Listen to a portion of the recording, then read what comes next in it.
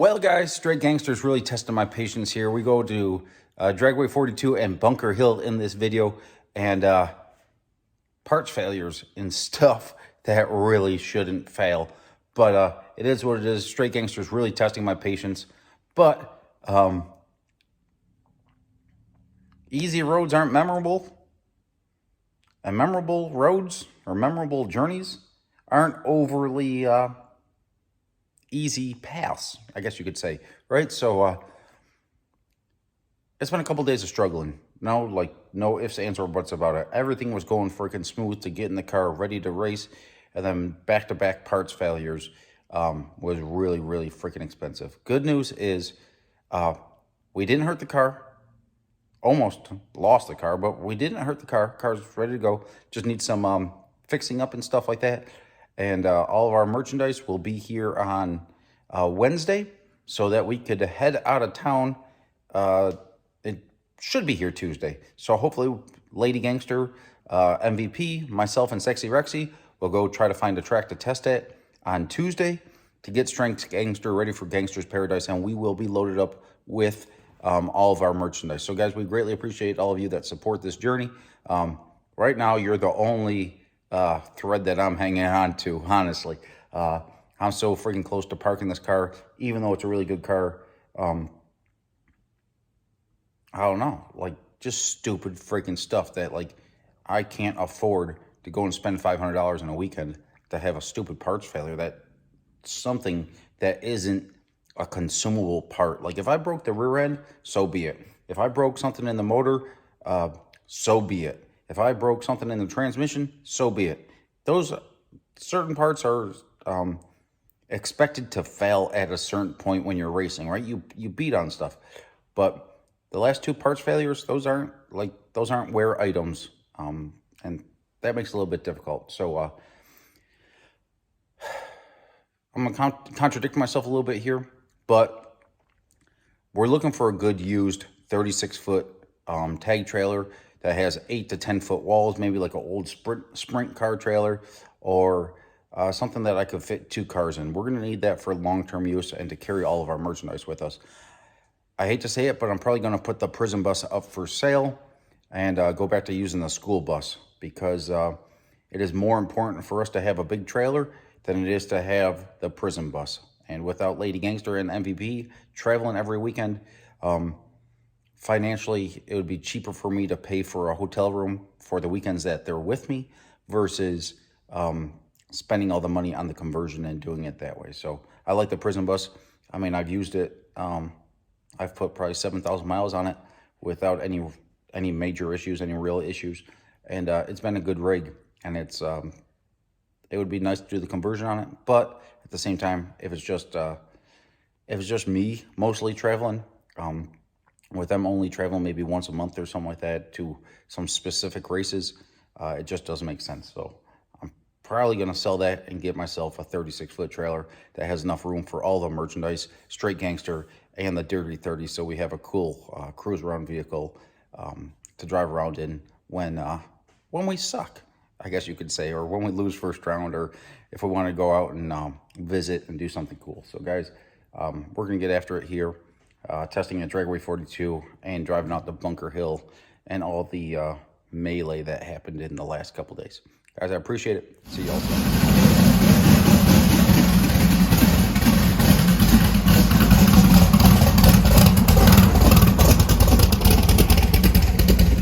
Guys, I just worked like a freaking idiot for about 7 days straight. I'm headed to Dragway 42 to test, and I hope by some miracle the track is still dry. I am literally 5 minutes away from the track. And yes, it started freaking raining. I can't make this face up. Can't make it up. I'm supposed to leave for Indiana in the morning, race for $22,000. And I can't make one hit on the freaking car.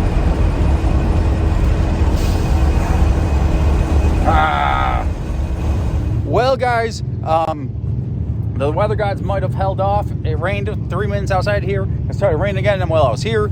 but got it through tech, and we might be able to make the first hit with Independent Gangster right here. Of course, some of the stuff's a little bit, got to profile the front deal there and stuff like that. But we're going to go up here. I made a couple of hits at Nick Pluniak Raceway, Hustling Horsepower Raceway. But we're going to come out here and we're going to try to make a real hit to the probably 330 here and make sure everything's good to go. We might make one more hit here after this, but we might just head to Indiana and make a couple test hits out there. So it's preparation for Saturday's race.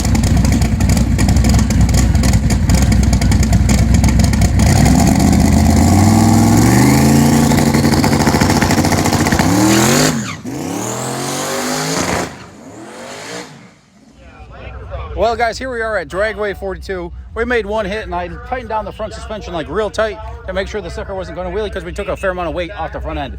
And then these nice gentlemen over here, because yours truly worked a little bit too much the last week or so, I forgot the battery charger in Jeremy's garage. So they bring a battery charger over because we had to jump it in the stage lines because something wasn't, like, it was dead, damn near. So we go over here, put the battery charger on it, go out there, skip second test and tune and try to make it up there for the final test and tune. I hit the starter button and it goes down to 0. Like, voltage just drops down to nothing. So we just tried it again and it went down to 5 volts. So apparently the battery must have been shorted out or somehow got shorted out, or of course I had it all disconnected when I was welding and fabricating stuff like that. That's the first thing I did before I started doing all the fabrication work I did to the front end. But I don't know if it shook a cell because it acted up a little bit at Magnolia. Yeah, Magnolia. It acted up a little bit, so we had to bring the charger to it. But yeah, there must be a dead cell in it or something like that, or a couple dead cells because something happened there. I don't know if it shook when it shook the tires or something like that at War in the Woods, or whatever it might have been, but something took out a battery. Welcome back to the Hustling Horsepower YouTube channel. You could tell that Straight Gangster is not here, so that is good news.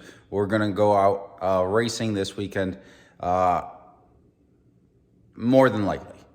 I think in a few hours I'm going to head out to Indiana for Bunker Hills No Prep. 75% chance I want to head out there.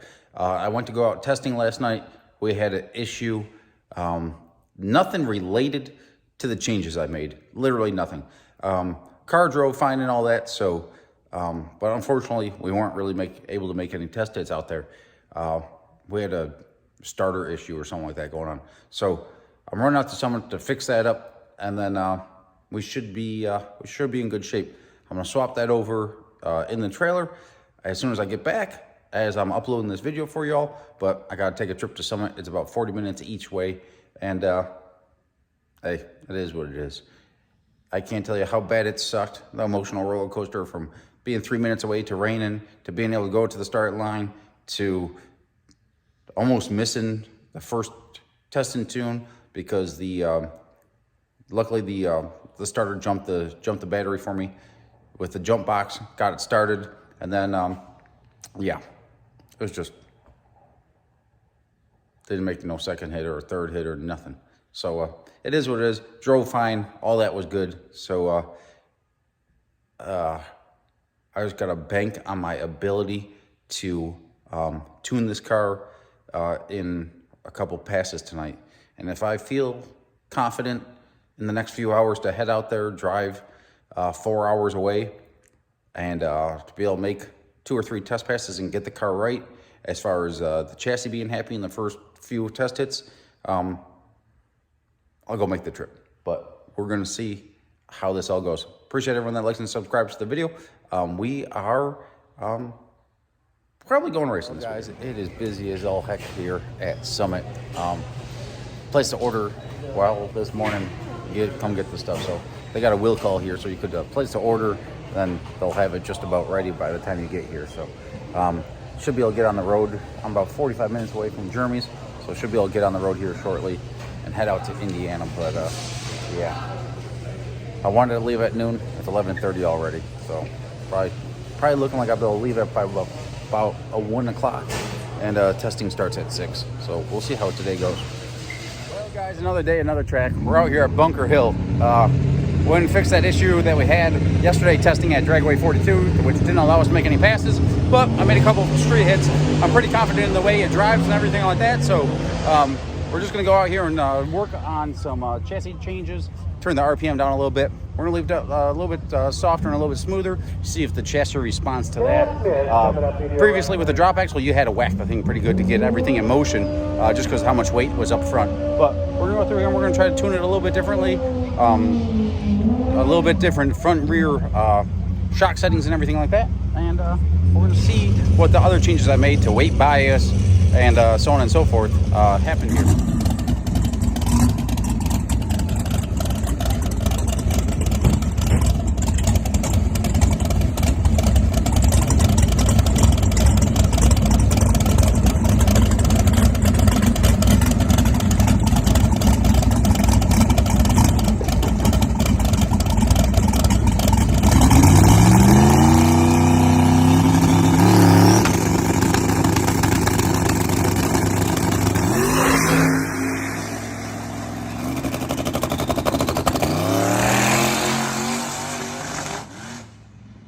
Well, guys, this is me laying on the ground next to Straight Gangster, and this is not the video I want to be taking right now after working like a damn idiot for the last 7 days straight to do this conversion. And luckily enough, we didn't lose the car. But what just happened here blows my freaking mind. It's probably just like, it's more than likely a result of COVID metal, just friggin' pop cans that these companies are making important brackets out of. You gotta see what the hell just happened here. Luckily, I caught it in the burnout and we didn't completely lose the car, but I almost backed into Luke Holbrook, and thankfully that didn't happen. But yeah, I pulled it out of the beams because something didn't act right, and I was driving it back here, the damn car locked up, the freaking tire locked up a couple times. I was like, what the hell? But if you can see that right there, the freaking caliper bracket, brand freaking new, ripped out of the damn thing. Now these tires here are freaking 4.5 inches wide. Like literally, there's not that much braking force that can happen on them. And it literally ripped that caliper bracket right out of the damn thing. Guys, I just don't know what to do anymore. This crap right here almost cost me a third car over some BS. I'm freaking beside myself right now. You can work your hands to the friggin' dry in the bone. You still have to rely on some other stuff. And this right here damn near cost me a freaking car. Look at that. Look at the material in there. I don't know if you could zoom in. Look how porous that is. See the gray, see the white, see the coloration in it, see the porosity in it. Like, what the hell? And like, who powder coats a bracket anyways? Like, they're Wilwood calipers. This is the part number. I'm open about all this stuff. DEE 4502. I'm not 100% sure it's a Wilwood caliper bracket. But I'm going to do some research. I tried to do a quick search already on my phone. Didn't find it. But DEE 4502 is the part number. And it damn near cost me a car tonight. Freaking literally spent $300 in fuel to come out here.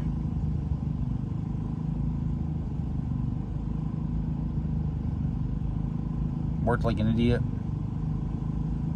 Drove 8 hours today. Drove an extra 3 hours just to make sure I could have all my parts together to make this race.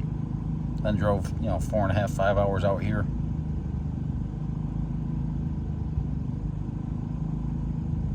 Friggin' sickening. Absolutely sickening. Let alone I screwed up my RC Components wheel. Not to the point where it's like damaging. But of course, when the caliper friggin' flipped up, it grabbed the inside of the wheel. And legit, okay? I pull it out of the burnout, back it out of the burnout box. Maybe we have it on video. I'm making the turn, right? And the car, like, I have my seatbelts off, and the car just like goes, wha-boom! Friggin' front tire locks up. This tire locked out because a freaking caliper flipped on it. Over some freaking... Okay, this is gonna blow your mind right here.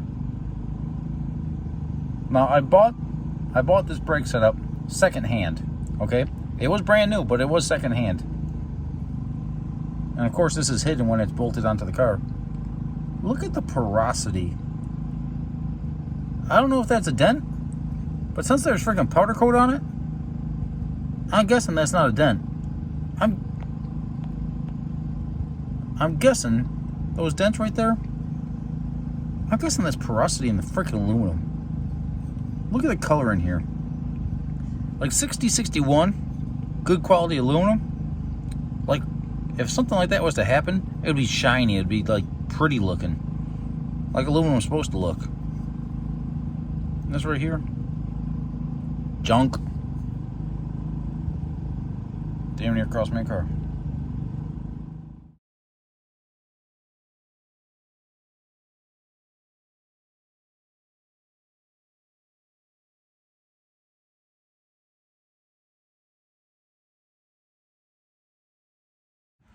Well, guys, from what I hear, the saloons, I think that's where people go when they have a couple rough days. So I stopped in there and got myself a little bit of food because I got like another 3.5, 4 hours of driving, and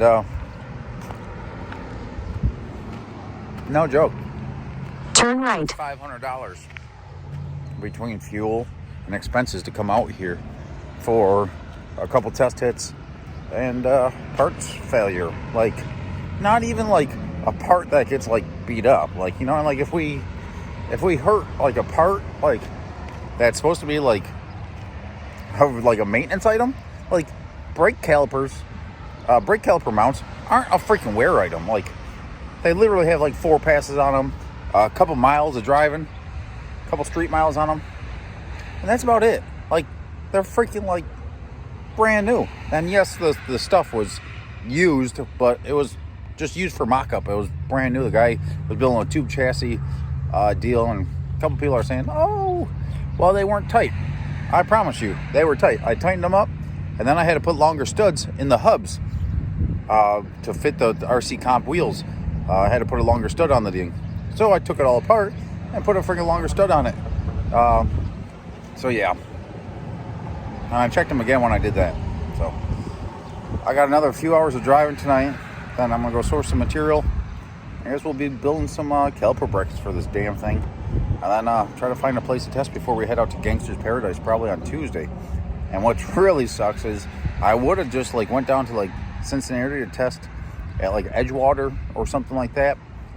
But our merchandise order is coming up to Ohio, because like I was supposed to race here and then like go back up to Cleveland, Ohio for a couple days, get everything situated, possibly throw it down and pick up the school bus and my engine parts and stuff like that in North Carolina, and then head up to Gangster's Paradise on like, you know, Tuesday, Wednesday-ish, right?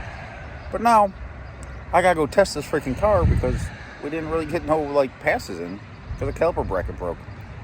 And 500 miles and close to over 500 miles, close to $500 in expenses to come out here.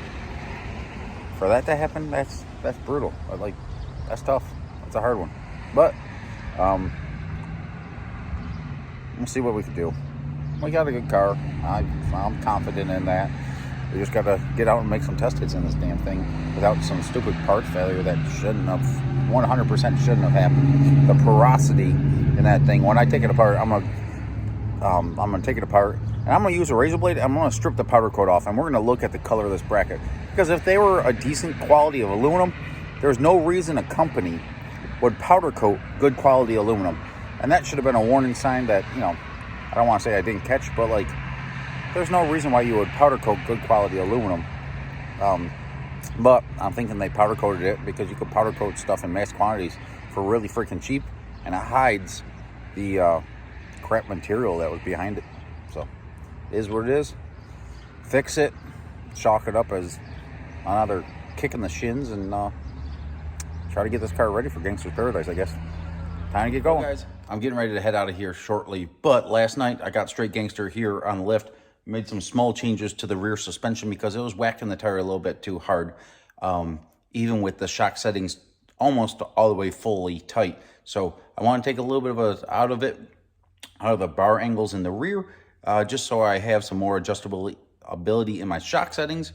And then I think we're running a Summit tomorrow, put some Mickey Thompsons on the tire if I can't find no used ones, because even if the car doesn't like it, it is what it is. I'll just sell the tires with 10 passes on them and get the majority of my money back out of the tires, sell them with only 10 passes on them or something like that.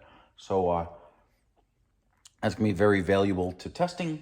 We'll get the brake calipers done this evening, the new caliper brackets made. Then Straight Gangster will be ready to test here before I lay my head down on the pillow tonight. I promise you that. Dave from just around the corner is one of John Bonnet's good friends, Jeremy's father. Great people. And Dave offered a piece of steel here. Now this is a little bit rusty. He was going to scrap it, but believe it or not, the metal here is still in perfectly good shape. We'll be making some brackets out of this in the next video, replacing the caliper bracket that broke. That caliper bracket very well could have cost us a car. The pass that I made to 2.6 seconds was on par for a pretty good lick with the increments that it showed in the data and stuff like that. But this right here is freaking junk. You could see the holes in it. You could see the porosity. You could see the porosity plain as day right there in the powder coat. And that is just, that's dangerous. You could see the color in the metal here. Brake calipers. Now these were powder coated, and from now on it'll set off an alarm in my head. But you could see the light gray here. Aluminum brake caliper brackets should be hard anodized or pure like 6061 aluminum if they're made out of aluminum.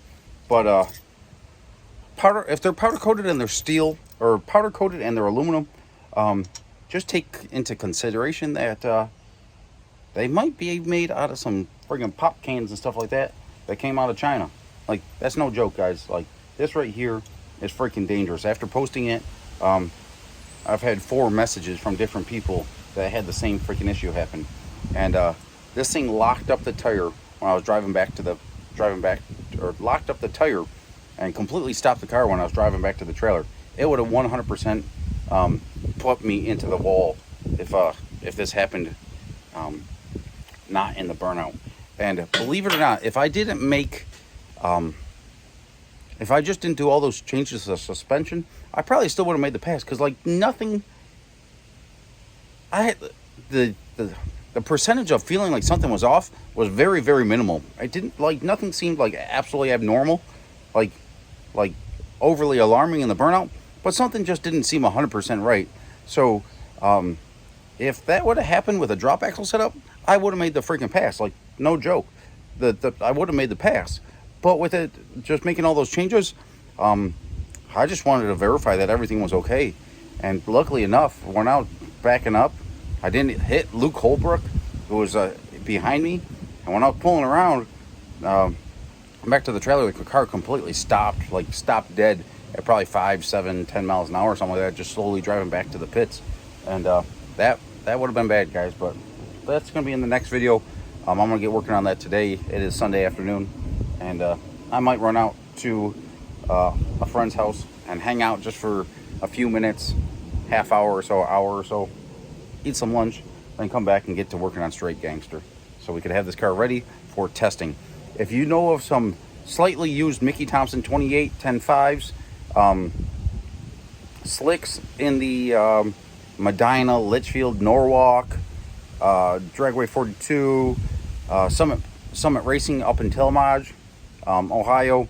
If you know some slightly used Mickey Thompson slicks, I'd like to toss them on Straight Gangster for, I think that they incorporate help with the changes I recently made to the car. And yeah, I got some new ones coming for the weekend, but they're not going to be here for testing if we could make it out testing Monday or Tuesday. So we're going to see what happens here, guys.